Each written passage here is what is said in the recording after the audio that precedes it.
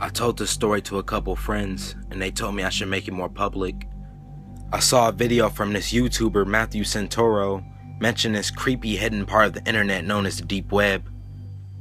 I read comments in this video mentioning that you can buy and do almost anything on this part of the internet, including buying drugs, which I found very intriguing. I was always into scary things, so I always looked at sites like bestgore.com and watched scary movies all the time. Nothing could prepare me for the sick things I was about to see. Before I start this story, please don't ever go on the deep web. Nothing good would ever come out of it. I began searching ways to access the deep web, eventually leading to the program Tor. Tor was basically the program people used to access the deep web while remaining anonymous and untraced by the feds. Well, at least I hoped. When I first opened up Tor, I really couldn't find anything. I was hoping there would have been some interface that showed everything, but I could already see that wasn't the case. Eventually, after typing random things in a search bar, I came across a search engine called People's Search Engine. I eventually ran into the hidden wiki while browsing. This is when I knew I finally got on the deep web. There were all types of links on the page containing things like child porn, drugs, weapons, torture, you name it. It was like everything you could horribly imagine all linked to one page. It was like a psychotic candy shop. I saw a link that had hire an assassin in the description. When I saw this, I thought to myself, hell no, this couldn't be real. I clicked it and unveiled a site full of people who claimed to kill people for money. They had different prices depending on the importance of the person. I didn't think it was real. I mean, how could these people even get paid anyways? Well, at least without getting caught by the feds, right? There were links at the bottom of the page that led to other sites. I clicked one that said Violent Desires Message Board. When I clicked it, I could see a message board pop up with different topics that said things like twins for sale, cannabis R Us, and the one I found myself clicking was the human test experiment site. When I clicked the link in the thread, it led me to a black and white website that said Warehouse 1, Warehouse 2, and Warehouse 3. The website didn't even have a name or a title anywhere. I read the description that said all the test subjects were people no one cared about, and most of them were homeless people taken off the streets. The homeless people were only taken to be human experiment subjects until they reached their final fate. It then said it was all for a greater medical purpose for the world. I clicked Warehouse 1 and saw a calendar with different days that had different experiments, such as water freeze experiments, burn experiments, hunger experiments, and even death experiments. And of course, almost all these experiments probably ended with death anyways. I clicked the hunger experiments hoping it wasn't too bad, but the page had popped up, full HD pictures of people who died of hunger, with statistics and information right under their photos. One said that a guy survived 3 days without eating or drinking anything. Another one said that a guy was only fed feces and urine during different times of the day. Eventually this guy went crazy and choked on feces. Then another one, I was fed small bits of metal parts. I went a page back and clicked the death experiments, and the pictures that popped up were way worse. They had experiments that would make the person subject to being bitten by poisonous animals and insects and seeing how long it would take to survive without any treatment. They also had another one where subjects would be shot in the head and measured how long it would take for their brainwaves to stop. At this point, I had already had enough. I kept scrolling only to realize the page was 1 out of 30. This site wasn't anything new. It's obviously been around for a long time. I freaked the fuck out as I tried to click X. Right when I clicked X, a pop-up chat box appeared on the screen. It said, "Did you like what you saw?" I thought I had a virus as I couldn't get the chat box to close. It was kind of like one of those weird pop-ups that you couldn't get to close at all. The person then typed, "What was your favorite experiment? Then, why are you not replying?" I was so shocked that there were people in this world sick enough to do these type of horrific things. I tried to see where their warehouses were located, but duh, these people didn't want FBI showing up at their warehouses. I couldn't see any location information at all. The chat box still remained there as I browsed their website. The chat box then said, "You didn't like it at all? Maybe you should come see it in person." I was shocked when I saw this. Well, this warehouse could have been somewhere not too far from my house. I immediately pulled the cord out of the socket as the computer turned off. I went to sleep that night having all sorts of nightmares as if I was taken against my will. It was sort of like that movie Hostel, where they snatched backpackers who were seduced by hot European chicks only to kidnap them and torture them unimaginable ways. I woke up the next morning only to realize I had pulled the wrong plug. I had pulled the plug for the monitor and not the actual computer. I felt so dumb when I realized I did this terrible mistake. I can only imagine that the feds were already tracking me down and were probably already at my doorstep. I was too scared to even turn my monitor back on when I realized this stupid mistake. I had pulled the plug and haven't turned that computer on for months. I even went so far as to get a different IP address for my router. I will never forget that website that did horrible experiments on homeless people. This world is really sick. Thank God for every day I live now.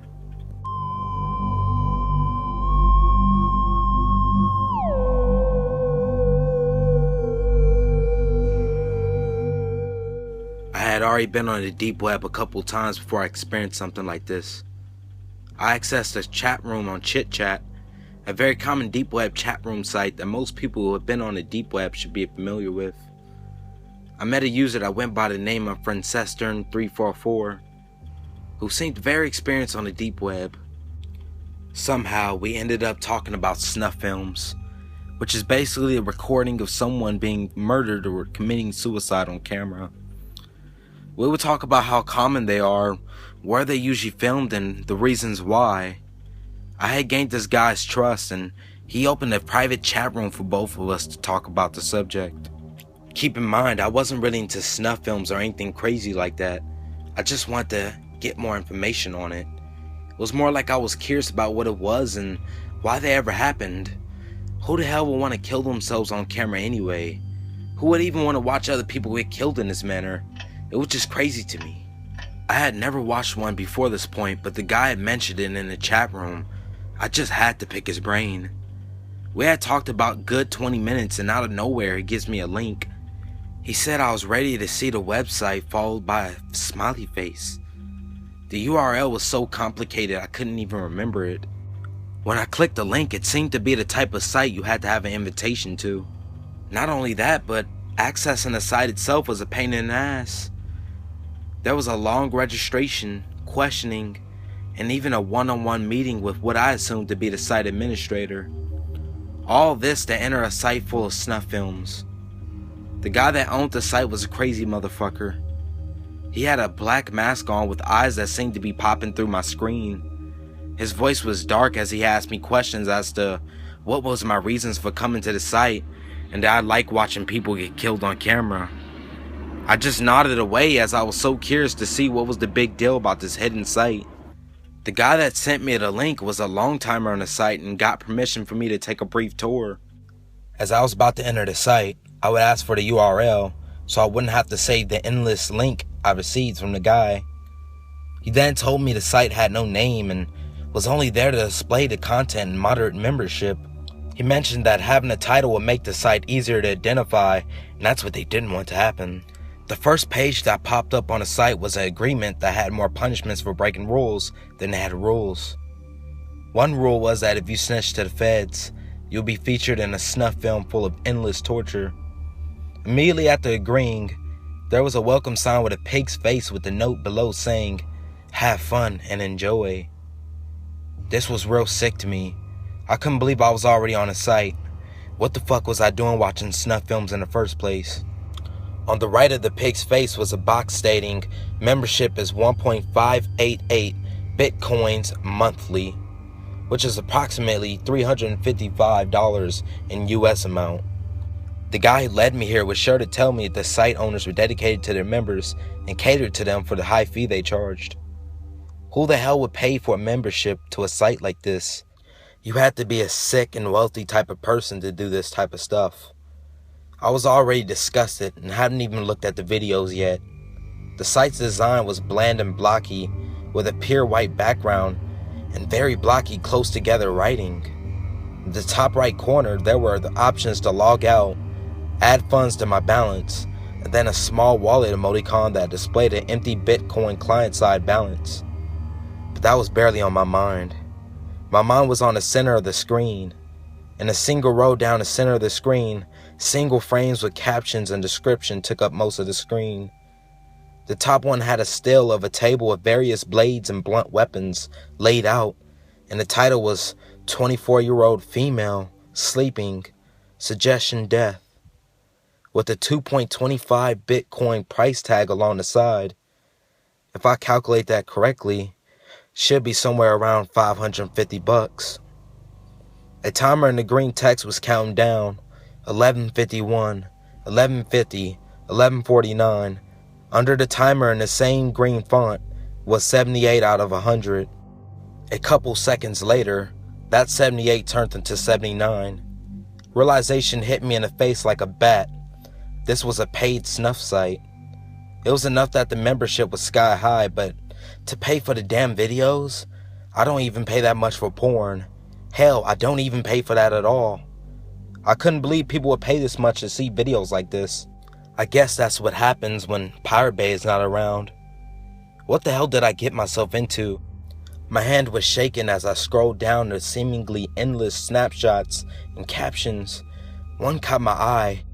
Quick watch, homeless, 0.22 bitcoins, large view, low quality.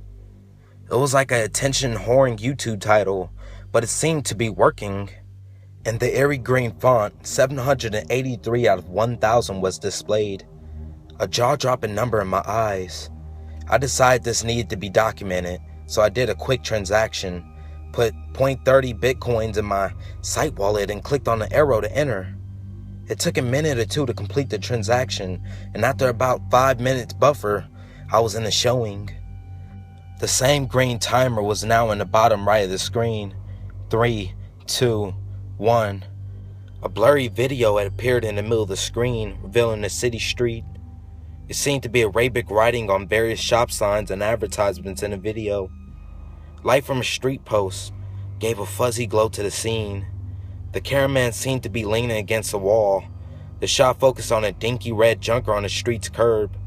From the side of the camera's view, a gloved finger points towards a dark alley. The camera then focuses on a man laying on his side, like a breathing pile of rags, obviously homeless and alone. The finger makes a motion towards the car, and 3 men quietly exit the car and walk along the storefronts towards the sleeping homeless man. The quality is total shit, but the scene can still be made out and is enhancing in my horrid imagination about what is to come. About 5 meters from the homeless victim, the lanky group of thugs pull out plain white theater masks from the jackets, and then they take out various small weapons and pounce around the corner onto the innocent, unsuspecting victim. The camera picks up the quick shuffling of feet as the cameraman runs towards the scene, catching the thugs thrashing and stumping the man from his slumber. The cameraman yells, "Cut him up!" The cameraman's thickly accented voice commands the thugs, who begin to slash the victim at a wild speed, like hyenas tearing into their caught prey. Blood sprays into the wall and onto the thugs' white masks. It is horrible. My stomach barely holds on. I can't take it. To my realization, after clicking a button on the corner of the video, there was a chat box full of messages telling the guys to do certain things. I realized the event was taking place in real time. The people in the chat were telling the guys what to do to the homeless guy. I couldn't believe what I was seeing. I decided to log off tour. I took a few security measures and shut off my computer, taking some deep breaths and sipping from a Coors Light. I know I would never ever watch a snuff film again. I wouldn't ask about it, and I wouldn't bring it up to anybody else. This will be the last time I tell this story. I hope you don't end up on this site too. And I hope you don't break the rules like I did.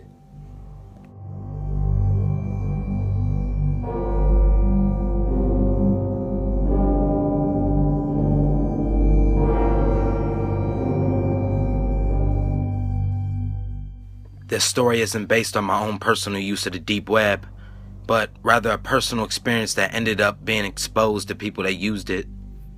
Back when I was in 9th grade, MySpace was the popular thing to use, and it was exciting to me since I had just created a profile.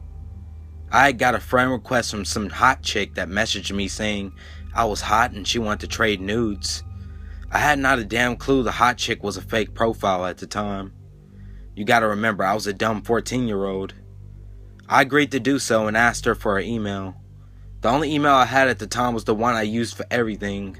I had taken a few pics and sent them quickly and received some back from the hot chick only a minute later. I kept thinking to myself, this was too good to be true. I couldn't wait to tell my friends at school. I thought I was the coolest kid ever. The next day I had logged on to AIM, which was the popular web chat service at the time. I received a couple messages from another user I didn't know at all. The message appeared to be from some guy who said, "Hey, I had those naked pictures of you. If you don't talk to me, I'm going to send them to everyone on your friends list." I started freaking the fuck out. I had no idea what to do, so I just started talking to him. He had told me he was a senior at my high school, and he demanded that I get on the computer every night at 9 p.m. to talk to him, or else he was going to show everyone my naked pictures. This went on for a few weeks, and things got progressively worse over time. After a few weeks, I would realize he was an adult and a complete psycho. One night I was at my friend's house, and the only person home was my sister. She calls me and says that some guy called the house and insisted on talking to me. He got very angry when she told him I wasn't home. My heart dropped as I told her it was probably my friend's dad, who has been asking me to return his video game I had for the last couple weeks. A few nights later, I was not able to get on AIM until like midnight, and the first thing he messaged me was, "I have been sitting in front of your house, admiring your Winnie the Pooh flag and trying to look in your bedroom window." I freaked the fuck out. My mom always put up seasonal flags, and so we always had some cheesy type of character as a flag out by my front door, and this time it happened to be Winnie the Pooh. I closed my blinds and went to my mother's room. She could tell I was scared. I would just tell her I saw a scary movie. Up until this point, I hadn't told anyone about this guy. I was just hoping he would go away. I got tired of making lies so people wouldn't confront the guy. If my private pics were sent out, my whole high school years would be ruined. There wasn't any other high schools close around, so I couldn't just switch. The guy had known my number, my house address, my everything. I woke up my brother and told him what was going on. He insisted we called the police, but I was convinced I can get him to stop bothering me on my own. My concerned brother had went and woke up my parents and told them everything has been going on. My mom immediately freaks out, just as I expected, and calls the police. The police came and I told them everything that's been going on. I showed them all of the messages, and I just knew that my high school years were about to be doomed. From that night on, I completely ignored the guy and just accepted the fact that the world was going to see me naked. I got several messages over the next few months from girls that got randomly messaged my pictures. I was super embarrassed and dreaded going to school. The guy would tell everyone I sent the pictures to him and that I was gay. At that age, that sort of thing can really fuck with you. Fast forward to my senior year of high school, and all this had blown over. I did a good job forgetting how this guy tormented me, and things were going really well for me. Until one night, at a football game, I'm walking to the concession stand with a group of people, and a random man comes to me and says, "Hey, are you Matt? Someone wants to talk to you under the bleachers." My heart goes into my chest, and I immediately say I don't want to talk to anyone. Keep in mind, this was almost 4 years after the incident, but it was always in the back of my mind that he would come looking for me one day, and I knew it was him. Even though I had not seen him, I could just tell by the way he asked that it was him. Everyone asked what was it all about, and I give them a quick rundown on who I think it was. We all head back into the stands, and another friend of mine comes running up to me and says, "Hey, this weird guy is standing in the bathroom showing people naked pictures of you." We were sitting next to a teacher of mine who overhears this, and he immediately calls the police and runs over to the bathroom to try to catch this guy. The guy had already left, but I gave a description of him to the police, and some concerned parents saw what he was driving as he left. I didn't sleep at all for the next few days. I was absolutely terrified that this guy would come to my house looking for me. I couldn't believe this fucking weirdo was still after me. But after a few months, nothing else happened and I began to forget about him again. At the end of school one afternoon in the spring of my senior year, I got called into the dean's office. There were several police officers and a detective. They tell me that they caught the guy that has been harassing me, and he has also been doing the same thing to other kids in my school for quite some time. He had been in jail before for sexual assault against a minor and a laundry list of other crimes. The cops had told me they found literally gigabytes of child pornography on his computer, as well as tons of evidence of his obsession with me. They saw he had uploaded them all online into what was known as the deep web. My pictures had been surfacing all over the deep web along with other children pictures. I had no idea what the deep web was when they told me. Apparently my whole MySpace profile transferred into the child pornography site along with my new pics and regular pics. I was terrified that this was going on unnoticed for quite some time. After a lengthy trial, he is now locked up until 2037 and hopefully out of my life forever. Please be careful what sites your kids access and what information they put out into the internet. It is very easy for hackers to access all of your information in your life and ruin it. For years I lived in complete paranoia. Every time the phone or doorbell rang, I was terrified that it was him looking for me. I just hope that this story has a positive influence on somebody and illustrates just how dangerous the internet can be. For clarity, I had never seen him before the football game. The person that came up to me and said, "Hey, are you Matt?" was actually the creep and was who I gave the description of to the police. There was no person under the bleachers. He was just trying to get me to leave everyone to follow him under there. And to everyone saying to me and my friends should have beat the shit out of him right then and there, believe me, I would have thought about that countless times. In that moment, however, I was so in shock that this was actually happening that it took me a good 5 minutes to get up the nerve to tell my friends what happened. Part of me wishes I had reacted differently that day, but that's just the way it went down.